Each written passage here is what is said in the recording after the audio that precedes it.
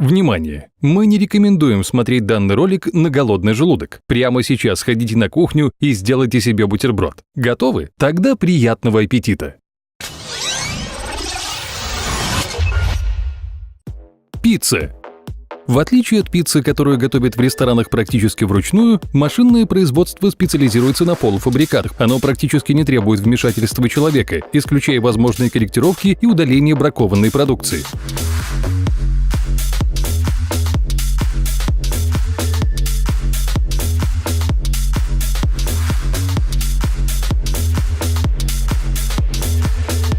Сам процесс происходит максимально просто. Тесто, предварительно перемешанное в большой емкости, помещается в специальный аппарат, который раскатывает массу на пластины. Прочный резиновый валик с нанесенными формами вырезает из пластины круги соответствующего диаметра, после чего они поступают под дозаторы соуса. Его распределение также происходит автоматически. После того, как основа для пиццы готова, ее посыпают сыром и другими ингредиентами и помещают в печь, а затем в холодильник.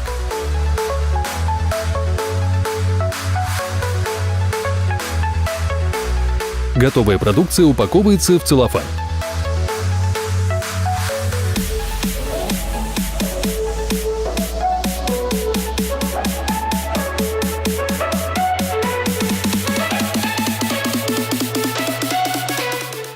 Шоколад. Производство шоколада начинается с шоколадных бобов, которые перемалываются и преобразуются в однородную массу.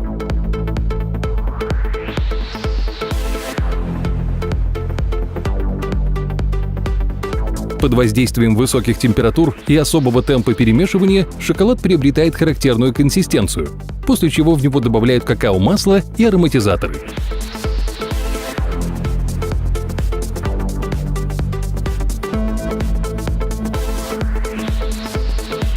Полученная шоколадная масса распределяется по формам через стандартный автоматический дозатор и вручную встряхивается, чтобы удалить все возможные пузыри.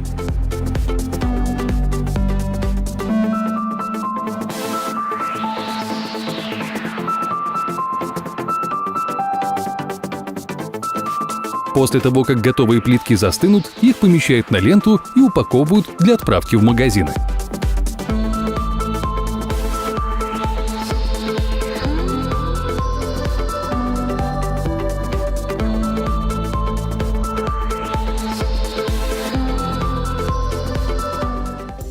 Кока-кола.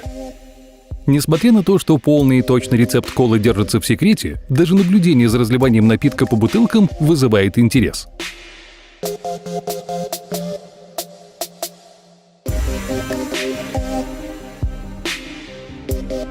Емкости поступают на завод непосредственно от предприятия, занимающегося их производством, однако их все равно промывают, чтобы избежать попадания вредных веществ. В то же время в отдельной емкости смешивают очищенную воду, содержание которой составляет 86% напитка, со специальным экстрактом, а затем добавляют концентрированный сахарный сироп.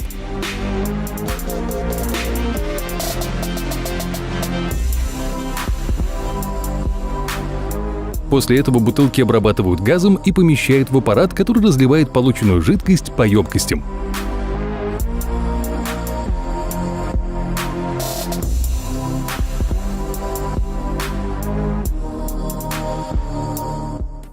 Картофельные чипсы. Первая стадия производства чипсов начинается с промывания картофельных клубней в специальном барабане. Уже очищенный от кожуры овощ засыпается через дозатор в другую машину, которая режет картофель на тонкие ломтики.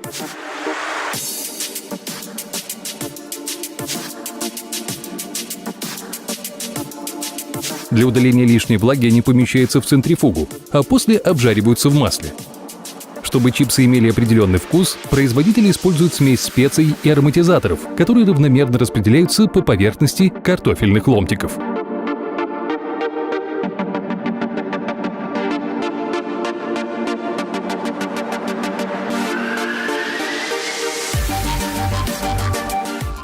Протеиновые батончики.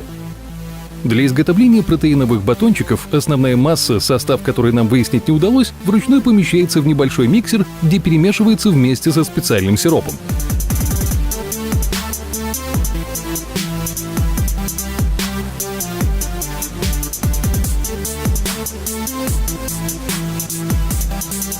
Полученный продукт формируется в небольшие брикеты и покрывается шоколадной глазурью. после чего упаковывается и фасуется по коробкам.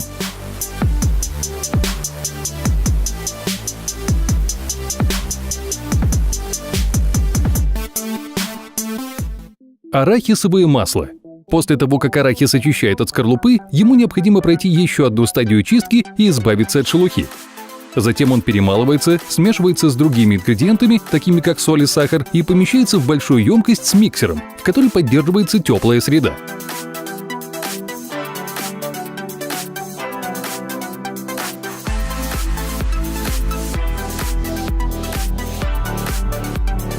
Это необходимо, чтобы предотвратить затвердевание массы раньше времени. Полностью готовое к употреблению арахисовое масло помещается в термически обработанные банки.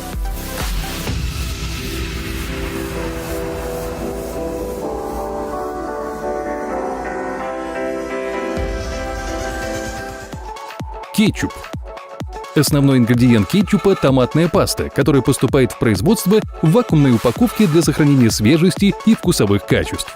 С помощью специального насоса масса перемещается в миксеры, где к ней добавляются другие ингредиенты, такие как соль, заменитель сахара, уксус и другие.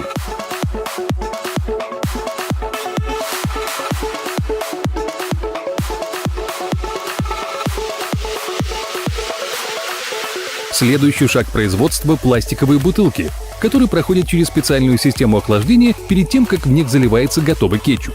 Машина заполняет 8 бутылок за раз. При этом производитель обязательно проверяет по одной бутылке из каждой партии. После того, как кетчуп помещают в бутылки, к ним прикрепляют соответствующие этикетки.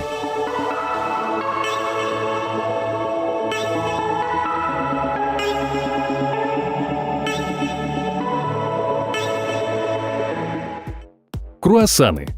Полностью автоматизированный процесс выпечки круассанов начинается с механически перемешанного теста, которое поступает под пресс и оттуда на специальную ленту. Вытягивающий механизм раскатывает массу до состояния тонкой пластины, с которой удаляется все лишнее при помощи двух режущих деталей, расположенных по краям ленты.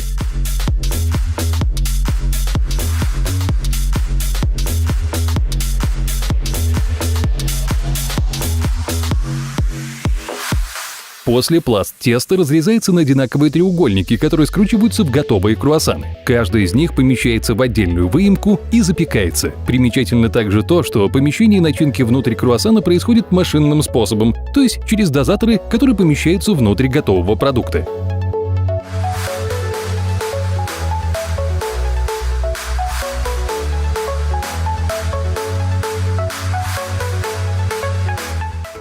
Пончики. В отличие от других сладостей, производящихся машинным способом, производство пончиков требует гораздо большего вмешательства человека. Это происходит благодаря нежной консистенции теста, которое легко смять или повредить иным образом при механической обработке. Поэтому после разделения теста по формам удаление лишних частей осуществляется вручную, как и транспортировка пончиков непосредственно в устройство для их обжарки.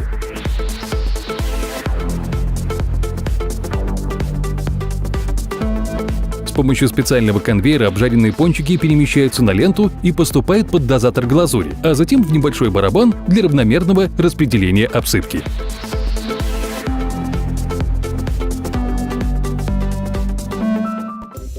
Мороженое. Машины, использующиеся в производстве мороженого, отличаются друг от друга так же, как отличаются типы самого мороженого. Например, эскимо, зафиксированное специальным аппаратом за палочку, не помещается в емкость с шоколадом, а наоборот остается на месте, пока шоколад поднимается к нему.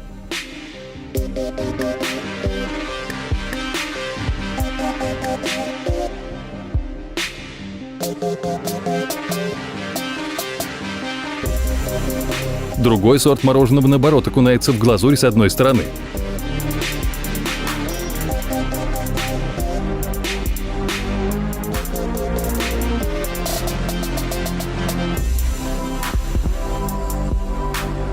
Интересно наблюдать и за начальными этапами производства, вроде помещения палочки внутрь десерта, а также распределения сладкой массы в формы.